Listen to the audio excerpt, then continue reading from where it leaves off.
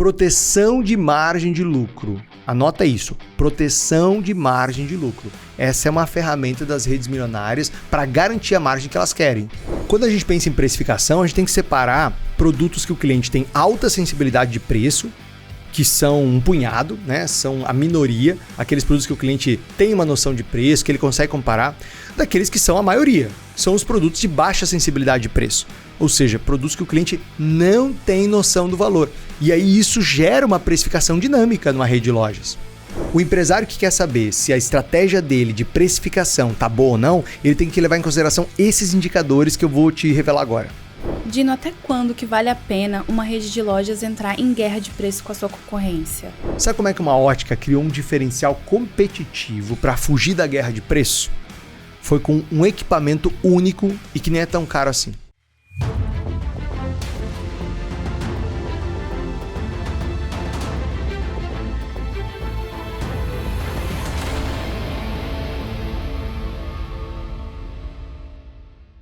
Fala, lojista! Seja bem-vindo a mais um podcast Rede Milionária. Eu sou o Dino Gueno. E eu sou a Amanda Guimarães. E esse é um podcast especial sobre precificação estratégica. Como é que você faz a precificação na rede de lojas para ter o lucro que você almeja, que você deseja. E hoje a gente decidiu inovar. Hoje a gente jogou os fones fora, né, Amanda? Sim, decidimos fazer um podcast diferente. Teste. É um teste, né? E sabe que eu tô me ouvindo melhor? Tô te ouvindo melhor? Com certeza. Sempre que a gente usa aquele fone Também de ouvido. não sei. Bom, se a gente voltar a usar fone de ouvido é porque alguém mandou, né? E a gente é tudo pau mandado. A gente faz o que os outros mandam, entendeu? Então se a técnica mandar a gente voltar, a gente vai voltar a usar fone de ouvido. Mas neste podcast especificamente não vai ter fone de ouvido, mas vai ter o quê? Vai ter precificação e margem de lucro, que é mais importante que o fone de ouvido. Estratégias poderosas? Poderosíssimas. Ô, Amanda, já vamos fazer aquele convite especial para quem está assistindo a gente. Já clica aqui embaixo e se inscreve no canal, ativa o sininho das notificações, beleza? Para que toda vez que a gente compartilhe um podcast, que ele é semanal, você já receba aí um aviso do YouTube. Opa, tem podcast novo, tem assunto novo,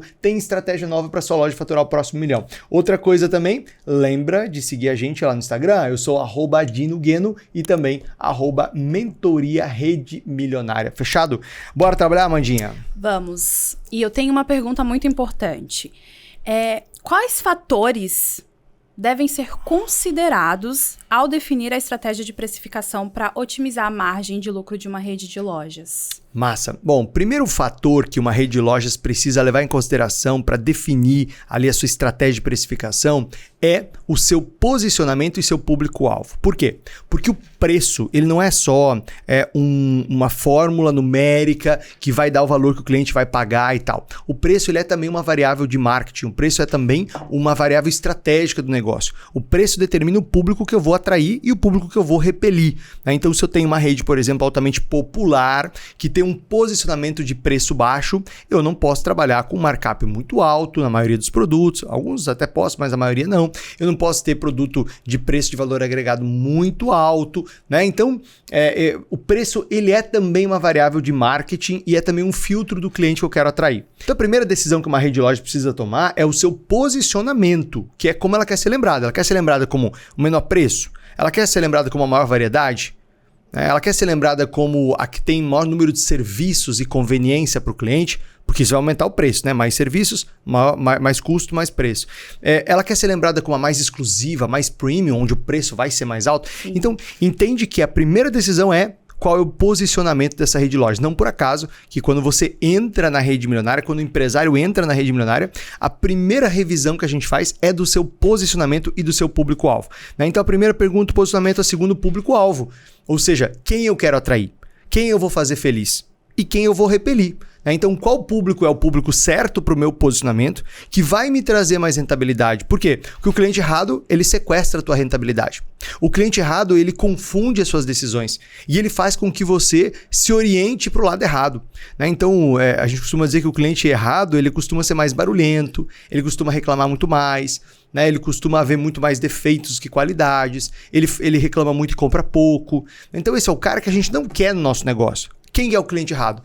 Vai depender do posicionamento do negócio. Então, para um posicionamento mais premium, um cliente que só quer comprar preço, só compra em promoção, é o cliente errado, né? Já num posicionamento como, por exemplo, do atacadão, lugar de comprar barato, esse cliente que quer preço baixo, quer promoção, quer comprar em volume e pagar barato, é o cliente correto. Então você percebe que o mesmo cliente ele pode ser super errado para uma rede de lojas e pode ser correto para outra. Então, primeiro ponto é posicionamento público-alvo. Segundo, é levar em consideração o perfil de concorrência, né? Porque você está numa cidade super pequena, você vai ter um tipo de concorrência que vai te levar a uma formação de preços. Você está numa cidade grande, onde você tem os maiores players, os maiores varejos, muita competição, o pessoal do e-commerce entregando no mesmo dia ou no dia seguinte, o perfil de concorrência é diferente. Muda. Então isso também interfere na precificação.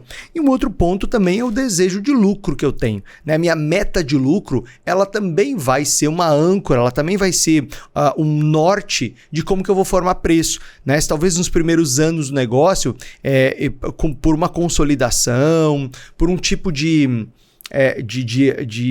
abertura de carteira, de fazer carteira, tem negócios que aceitam ter menos lucro num primeiro momento, alguns até aceitam ter prejuízo em alguns certos períodos para formar sua carteira. É o caso dos e-commerce no Brasil, né? Muitos e-commerce do Brasil cresceram dando prejuízo por anos. Para quê? Para formar carteira, né? Para realmente serem os primeiros a conquistarem o maior número possível de clientes, por isso operaram no prejuízo por muito tempo. Né? Aí, depois de um certo amadurecimento, de um certo entendimento do modelo de negócios e também, obviamente, da formação da carteira, passaram a mudar a sua operação para começar a dar lucro, mas muitos até hoje não dão lucro de fato. Né? Então, é claro que é um jogo de longo prazo isso, né? Mas é importante entender que a precificação ela é uma variável dessas decisões todas aí e que uma rede de lojas precisa acompanhar para poder, de fato, crescer, expandir e faturar o próximo milhão. Dino, como encontrar o equilíbrio entre a competitividade? Amanda! Coloca isso, por favor. Tá, de novo. Agora vai. Dino, e como encontrar o equilíbrio entre a competitividade dos preços e a margem de lucro adequada? Primeiro que a competitividade de preço se dá em produtos que o cliente tem sensibilidade de preço. Então você pega um supermercado, por exemplo, sou sócio de supermercado. Um supermercado tem 10 mil itens. Quantos produtos você, que é consumidora do meu supermercado, sabe o preço?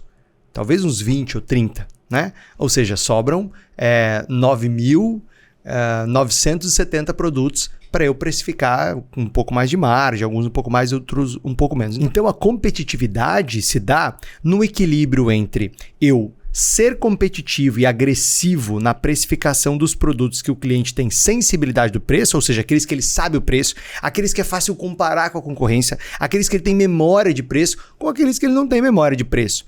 Então, eu dividiria sempre a precificação em 3 faixas, pode ser inclusive mais, mas o que eu percebo das redes milionárias, das principais empresas que têm excelentes resultados dentro da nossa metodologia da rede milionária, da nossa mentoria para redes de loja, é que as mais competitivas costumam ter 3 níveis de precificação. Um nível de precificação extremamente agressivo, markup baixo mesmo, para produtos que têm alta comparação, produtos que têm alta sensibilidade de preço. No segundo nível, né, produtos que têm uma média sensibilidade de preços, têm um markup um pouco maior.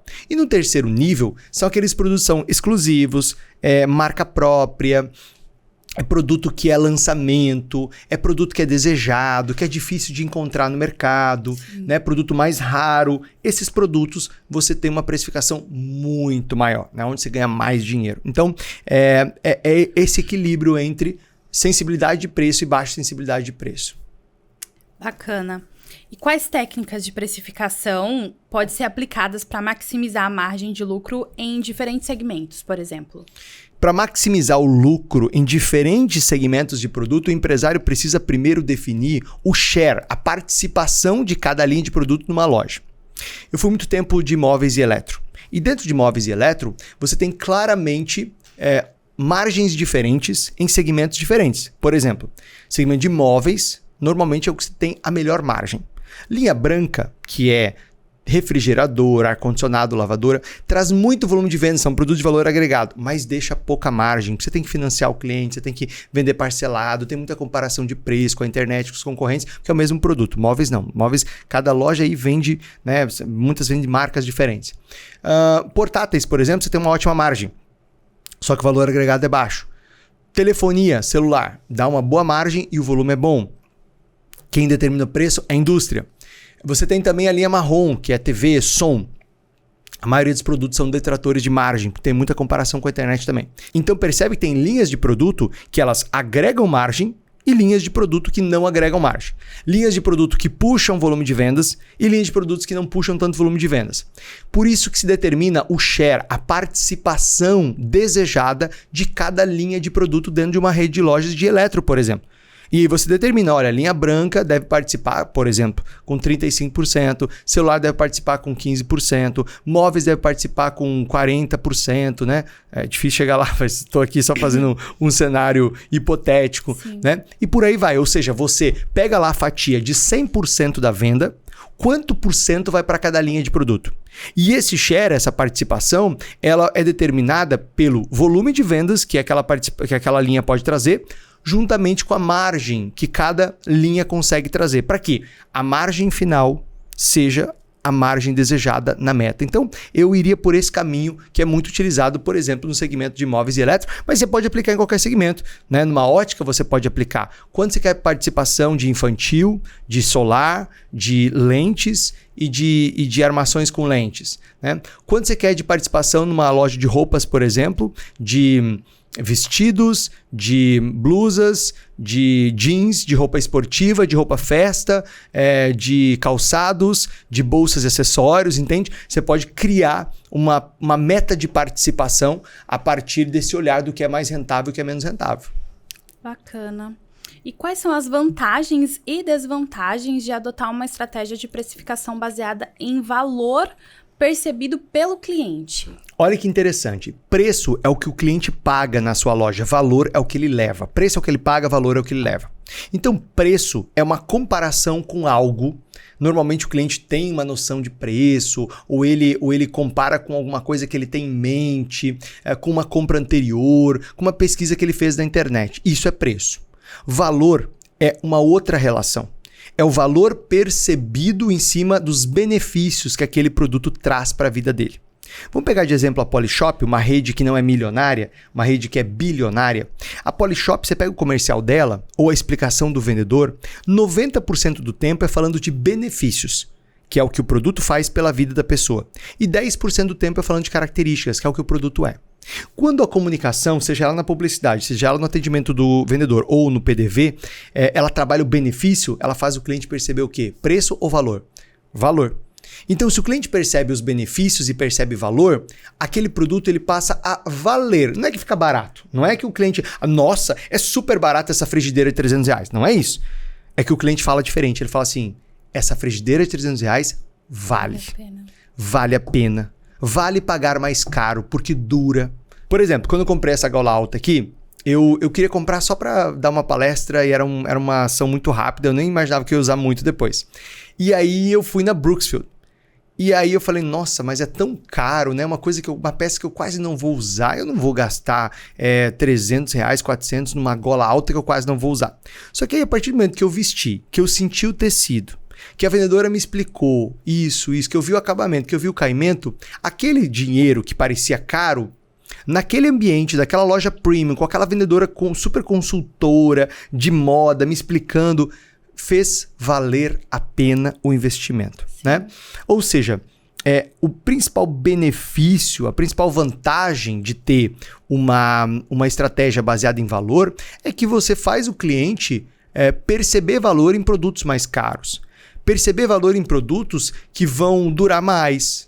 Perceber valor em produtos que vão atender melhor a necessidade dele. Sim. Perceber valor em produtos que talvez ele nem consideraria comprar, mas que no final das contas vão deixar ele mais feliz pela qualidade, pela durabilidade, pelo acabamento, pelos benefícios, e vão deixar a loja mais feliz porque vai fazer uma venda de valor agregado, vai deixar uma margem melhor, sabe? Enfim, todo mundo vai sair mais feliz. Sim. Sempre frisando, né, nos benefícios, né, do que ele precisa, né? E aí aquilo ali com certeza vai fazer ele comprar o produto. Como você acha que o monitoramento regular também dos custos de compra de produtos, né, pode influenciar a estratégia de precificação e a margem de lucro de uma loja? Bom, existem algumas atividades numa rede de lojas, quando a gente pensa em monitoramento de compra de produtos, que ajudam a aumentar a margem de lucro. A primeira é a determinação de preços competitivos, né? Existe uma categoria de produtos, como eu comentei antes, chamados produtos hipersensíveis, aqueles produtos que o cliente tem sensibilidade de preço. Esses produtos precisam ser monitorados e frequentemente precisam ter uma comparação com os preços da concorrência, né? Para que na hora da compra, o comprador, o responsável pela compra, saiba que aqueles produtos ele precisa conseguir uma negociação melhor com o fornecedor para oferecer esses produtos com preço mais competitivo. Não é simplesmente colocar menos markup, é buscar comprar mais barato, buscar uma negociação melhor, já que aqueles produtos o cliente não está disposto a pagar muito mais caro, já que ele compara com a concorrência. Uma outra frente de trabalho, uma outra atividade dentro do departamento de compras de uma rede de lojas é a chamada proteção da margem de lucro. É eu blindar a margem que eu desejo e acompanhar se há algum tipo de aumento de preço aqui na compra, eu repassar imediatamente para o cliente. O que acontece é que nem sempre há um alinhamento entre o valor de compra quando ele sofre algum tipo de aumento, de repassar isso para o cliente. Né? E isso precisa ser feito imediatamente. Sim. Por quê? Porque senão você começa a corroer ali a tua margem em um produto, em 2, em 10. Imagina isso ao longo de um semestre. Imagina isso ao longo de um ano. Né? Então, literalmente essa proteção da margem de lucro. Outra é a negociação com os fornecedores. Né? É a nossa capacidade de fazer com o fornecedor uma parceria de longo prazo e apresentar planos de compra não de um pedido só, mas fazer negociações em vistas a 6 meses, a 1 ano, né? Fazer projeções. Dentro da Rede Milionária, por exemplo, há um caso incrível de uma negociação com um fornecedor fixando preços de à vista, mesmo ele pagando a prazo, quando o empresário Edson, da Rede Arquitetura do Sono, fez um compromisso de compras com um dos seus principais fornecedores, a partir de um planejamento de compras que a gente fez com ele dentro da Rede Milionária, e fez com que ele ganhasse R$200 mil de vantagem em uma negociação com o fornecedor. Ou seja, se ele comprasse do jeito velho que ele comprava, ele iria pagar 200 mil a mais. Do jeito que nós ajudamos eles a construir, a partir de um planejamento de compras, de uma negociação que ele fez com o fornecedor, de um compromisso de compra, que, repito, o pagamento é mensal, ele não pagou à vista lá no começo do ano, é um pagamento mensal, é um recebimento mensal, mas ele fez um compromisso de compras e com esse compromisso de compras ele conseguiu um super desconto de R$200 mil em um único fornecedor. Né? Imagina assim, se você faz isso com 5 fornecedores numa rede de lojas, é R$1 milhão a mais de resultado lá na última linha da empresa. Por quê? Porque ele tá vendendo para o cliente no preço normal. Ele comprou mais barato e está vendendo no preço normal para o cliente. Então, essa inteligência do planejamento de compras e da negociação é super importante numa rede de lojas para que você possa não só vender o próximo milhão, mas vender com mais margem. Uma outra coisa é uma identificação de redução de custos. Então, onde na compra tem a oportunidade de redução de custos? Eu posso buscar fornecedores alternativos, por exemplo. Mas eu já tenho crédito com esse fornecedor, já estou acostumado com ele, meu cliente gosta desse produto, show de bola. Mas eu preciso começar a ter alternativas. Será que eu não consigo um produto muito parecido, um pouco mais barato? Será que eu não consigo um produto muito parecido com prazo maior com outro fornecedor? Será que eu não consigo introduzir uma linha de produtos que ela me deixa uma margem muito melhor? Ou será que eu não posso introduzir uma linha própria de produtos que leve minha marca? Nós até já comentamos sobre isso. Por exemplo, a Van chega lá para a Tramontina e a Van encomenda para a Tramontina uma linha de produtos que é só dela. E aí não tem como comparar com o concorrente, porque alguns produtos lá são só da Van. Sim. Leva a marca Tramontina e a Van, né? Ou já vi isso muito acontecer, por exemplo, em redes de material de construção. Os caras vão para a China, né? Compram um piso, mandam produzir um piso lá e vem com a marca da própria loja, né? Vem do próprio varejo. Então, como você não está pagando um royalty de uma marca conhecida, uma marca famosa, a tua margem é muito maior, né? Já que é a tua margem. Então, tem essa oportunidade também de redução de custos na compra. Sim. E, por fim, análise de rentabilidade de produto.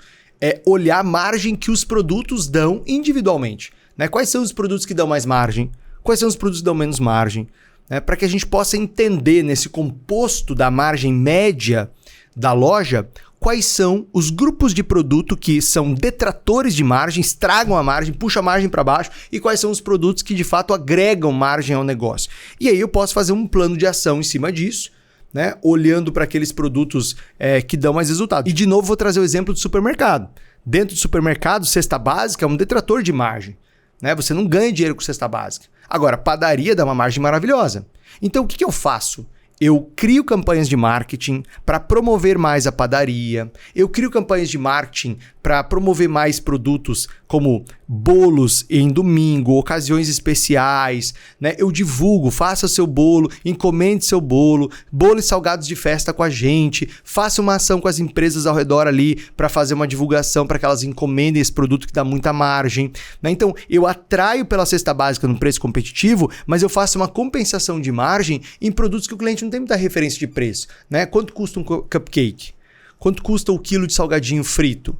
Quanto custa um bolo recheado? Né? Esses são produtos que o cliente, de certa forma, até perde a referência de preço. Né? Quanto custa a batata, a cebola, a banana, o cliente tem o preço. Agora, uma salada de frutas. Quanto custa uma salada de frutas? Né? Quanto custa um produto já descascado, já picado? Quanto custa um legume pronto para fazer uma sopa ou para fazer um yakisoba, por exemplo? Então, pequenos detalhes fazem com que você consiga equilibrar essa oferta de produto com mais margem a partir de uma análise de rentabilidade do produto. E quais são as melhores práticas para lidar com a concorrência de preço sem comprometer a margem de lucro? A primeira pergunta que o empresário precisa fazer é se ele quer mesmo entrar numa guerra de preço com a concorrência.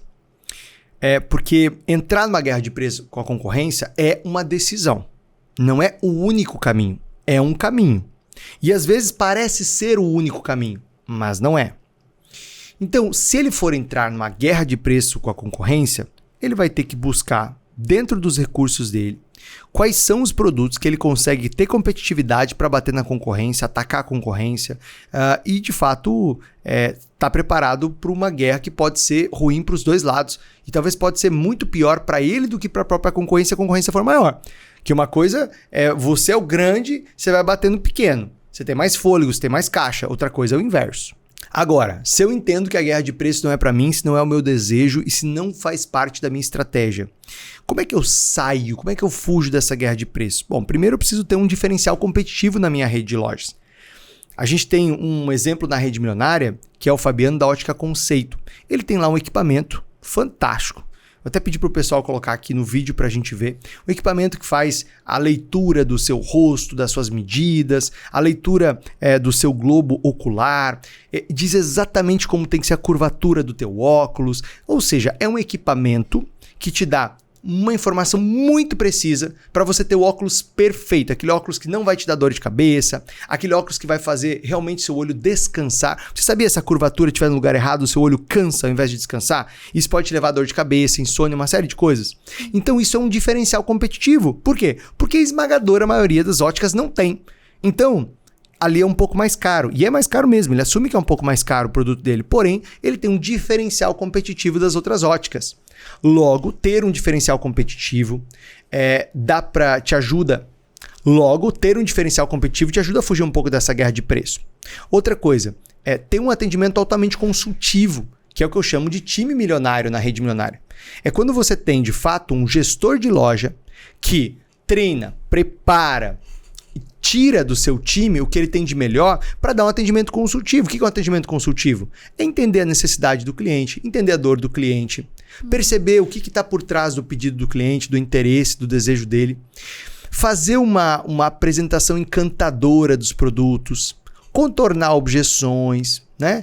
O cliente mandou ali uma objeção, vai ter que falar com a esposa, vai pensar, só tá olhando, quer dizer, não é aquele cara que desmonta na frente do cliente, é um consultor, é uma pessoa que observa essa objeção com muita tranquilidade, com muita naturalidade, né? E a partir disso toma decisões de contorno de objeção e de fato faz um bom fechamento de vendas focado naquilo que é melhor para o cliente, né? Naquilo que vai beneficiar muito o cliente, mesmo que aquilo seja mais caro, né? Chegando a um consenso ali na negociação. Então, uma outra forma de fugir da guerra de preço é ter uma equipe melhor, é ter um time milionário, né? É ter pessoas que de fato saibam fazer uma sondagem, uma apresentação encantadora, um bom fechamento.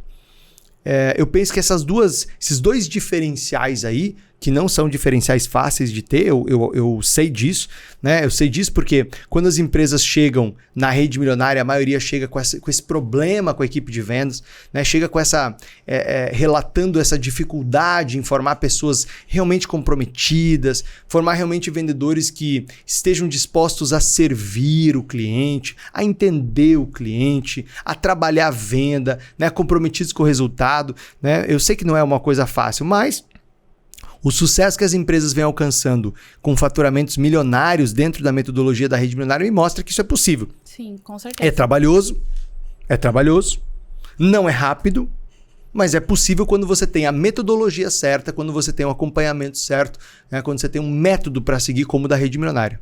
E quais são as estratégias eficazes para aumentar o valor médio das compras dos seus clientes, obviamente, e assim impulsionar a margem de lucro deles?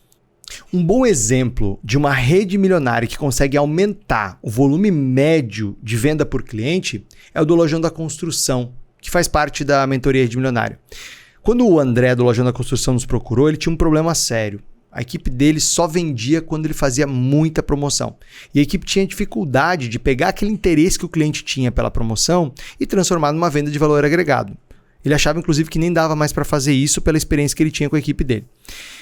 Qual foi um ponto de mudança, né? Quando ele entrou para a Rede Milionária, a gente começou a identificar esses problemas que ele enfrentava e a gente traçou juntos um plano de ação. Entre as ações que a gente implementou lá no Lojão da Construção, que ajudaram ele a vender muito mais valor agregado, foi o comissionamento diferenciado para produtos de alto valor agregado, para produtos, por exemplo, de acabamento em material de construção, que deixa muito mais lucro para a empresa. O segundo, campanhas de incentivo internas para fazer com que o vendedor se interessasse em explicar mais, mostrar mais, insistir na apresentação. Veja, não é colocar a goela abaixo do cliente, não. É insistir na apresentação mesmo daquele produto que o cliente, no primeiro momento, diz que não quer ouvir, que não quer conhecer, mas quando você faz uma apresentação encantadora, esse cliente fica encantado com aquele produto, porque todo cliente quer uma coisa boa, todo cliente quer uma coisa duradoura, ainda mais que você pense na sua casa, que é o lugar mais importante do mundo, né? E o terceiro foi investir na educação do vendedor. Porque grande parte da dificuldade que o vendedor tem de sair daquele produto da promoção, que é uma venda fácil, partir para um produto de valor agregado, é a inconsistência técnica que ele tem em relação a explicar aquele produto. Então veja, se eu não sei o diferencial dessa caneta, se eu não sei explicar o material, se eu não sei explicar que ela recebe um banho químico XPTO, que faz com que ela não perca a cor, mesmo sendo usada por tanto tempo, que ela deslize de forma mais agradável, que ela não trave antes de X mil horas de uso, que ela escreva tão bem assim como na vertical, enfim. Se eu não conhecer as características e benefícios dela, como é que eu vou defender que ela vale 10, 20 vezes mais do que a outra, né? O cliente vai olhar e vai dizer, é muito caro, eu quero a barata. É claro, o cliente tem razão. Ele não percebeu o benefício, ele não percebeu o diferencial. Então, investir na educação do vendedor é também a terceira ação que o Lojão da Construção implementou, de modo a munir, de modo a dar para o vendedor as condições técnicas para ele se sentir mais seguro para apresentar um produto mais caro. E o interessante é que a indústria ajuda a fazer isso. A indústria tem treinamentos técnicos, principalmente para produtos de valor agregado. É só você solicitar, organizar, facilitar, né? Criar um programa interno. Imagina, dentro da Rede Milionária mesmo, eu já ajudei a desenhar vários programas de treinamento. Alguns eu mesmo dei, né? Quando chegam umas datas especiais, como Dia das Mães, Dia dos Pais, Natal, Black Friday, eu mesmo entro para ajudar a treinar os vendedores das nossas lojas. Por quê?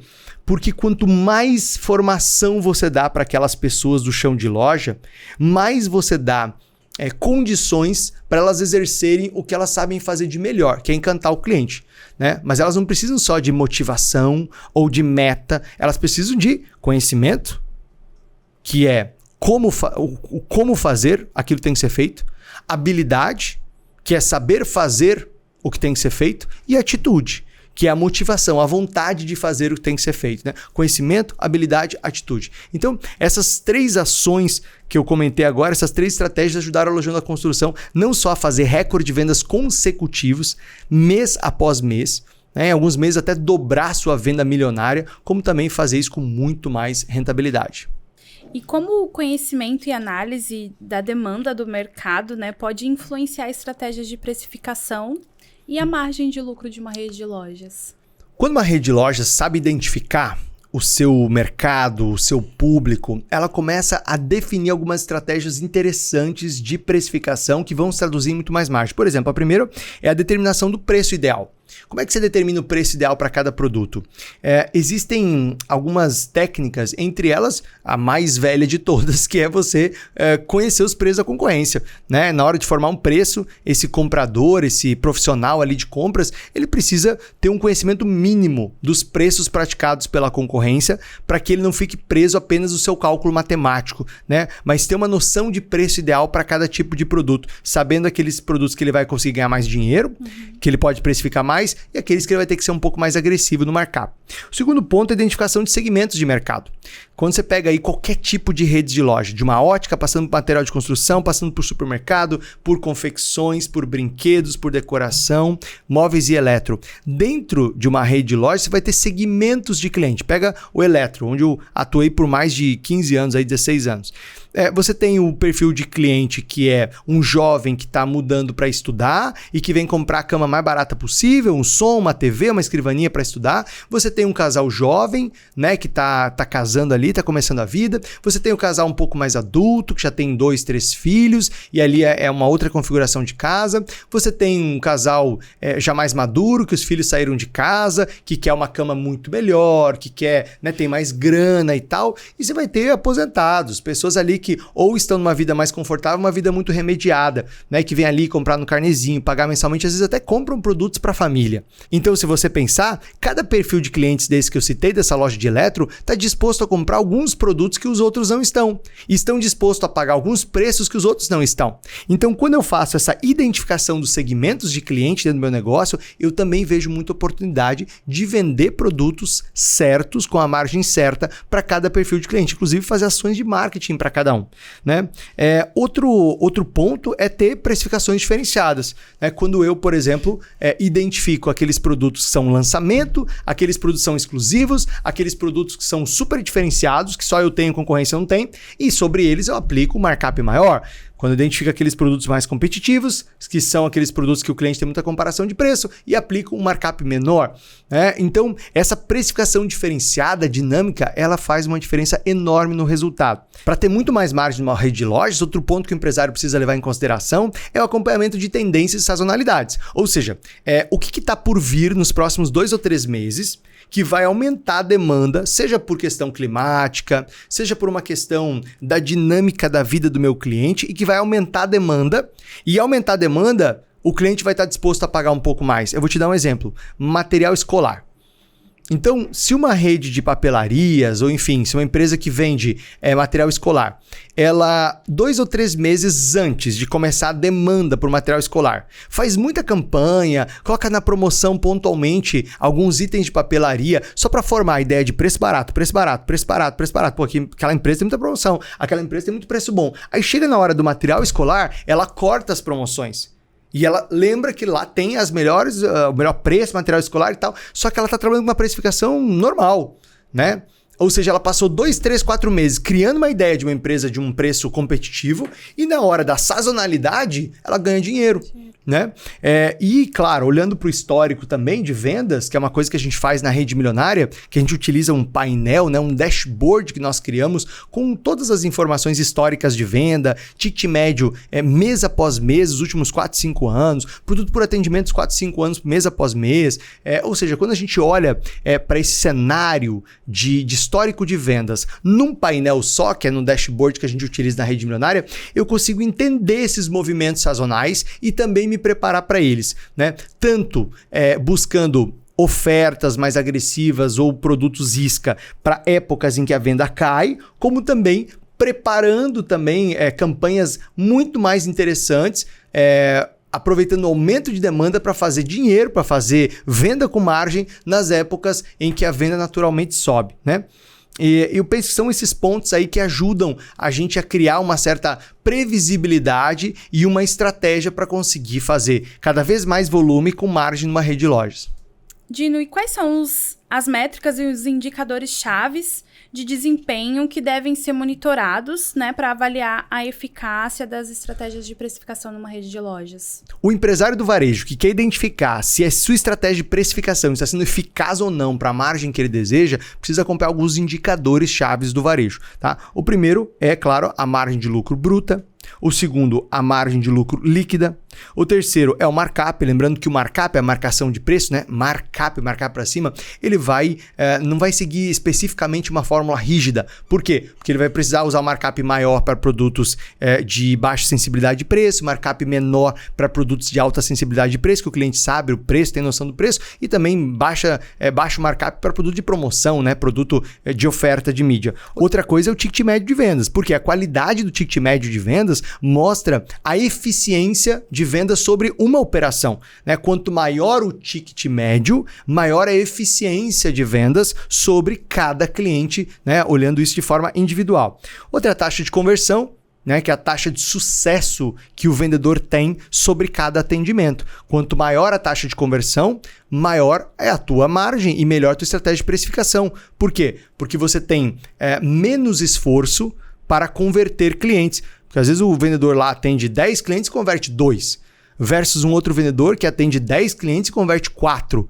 Qual dos dois você acha que está validando a estratégia de precificação? Qual dos dois você acredita que está deixando um resultado melhor para a empresa? Aquele que tem mais taxa de conversão, uma taxa de conversão maior, né? Sim. Outra coisa é a margem de contribuição, que é a diferença entre a receita de vendas e os custos variáveis, né? Então, quando você olha para a margem de contribuição e o resultado que ela está te dando, ela também te sinaliza se a tua estratégia de precificação está correta ou não numa rede de lojas, né? E por fim, uma que eu...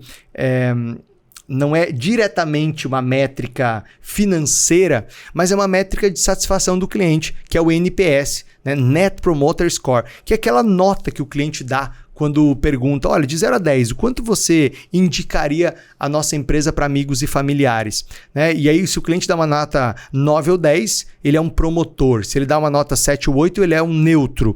Mas se ele dá uma nota de 0 a 6, ele é um detrator. Né? Ele vai falar mal da empresa, ele vai prejudicar a imagem da empresa, ele não vai indicar, pelo contrário, ele vai espantar clientes. Né? Então, essa nota do NPS, essa pesquisa NPS, Net Promoter Score, ela também valida ou não estratégia de precificação, porque o preço, a percepção do preço, ela também faz parte dessa avaliação de satisfação que o cliente tem. Então, normalmente, empresas que têm altas notas de NPS costumam ser empresas em que a rentabilidade é maior, a lucratividade é maior, é possível precificar mais e melhor, porque você está gerando satisfação no cliente, o cliente está disposto, às vezes, a pagar um pouquinho mais ou está menos sensível ao preço porque ele vê outras vantagens naquela empresa. E como que o empresário que está assistindo a gente ou escutando a gente no Spotify pode saber um pouquinho mais sobre a Rede Milionária?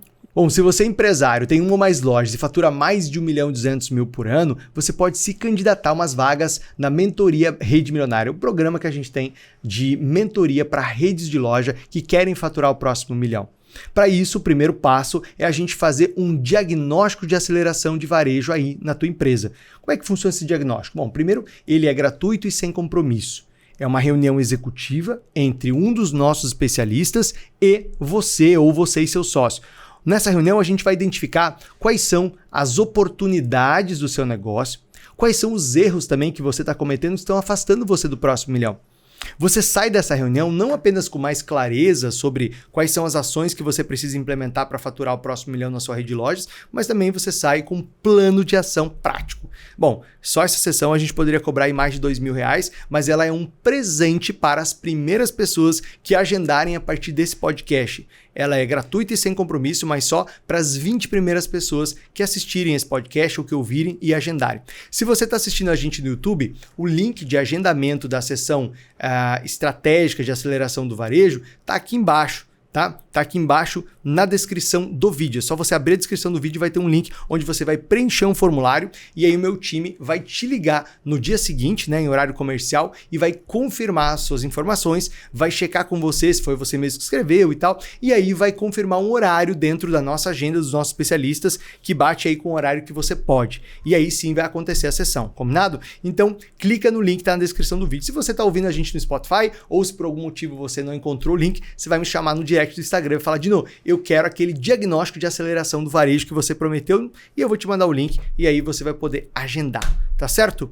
E ó, para você que tá acompanhando a gente, lembra de me acompanhar também no Instagram, eu sou @DinoGueno e também @Mentoria Rede Milionária. Esse foi mais um podcast Rede Milionária. Lembra de compartilhar, né? Pega aqui a setinha, compartilha naquele grupo da CDL, do Sebrae, do Shopping, aquele grupo de empresários, né? Manda aí pro teu sócio, pra tua sócia, para que esse conhecimento, esses insights, essas informações cheguem ao máximo possível de pessoas. Amandinha, muito obrigado. Eu que agradeço, Dino, pelo convite. E a você que acompanhou a gente até agora, obrigado. Até o próximo podcast Rede Milionária. Até lá.